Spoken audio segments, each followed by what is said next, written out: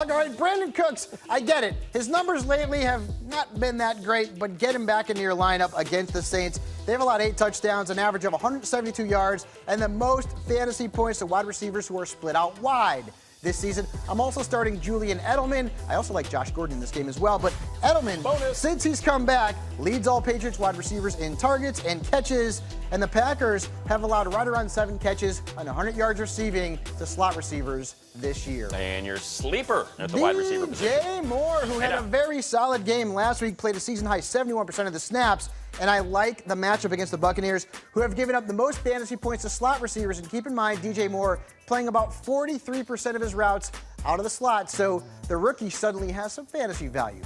Sit. We're not on camera. Oh.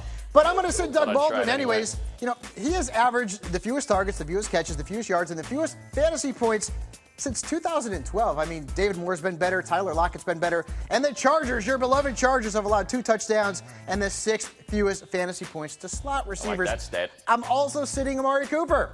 And as a Cowboys fan, I hope I'm wrong. I hope he has a big game. But he's coming into a new offense. And this offense, hey, they've averaged the 3rd fewest pass attempts per game. Why? They like to run the football with Ezekiel Elliott. The Titans have also allowed the 7th fewest fantasy points to wide receivers on the road this season.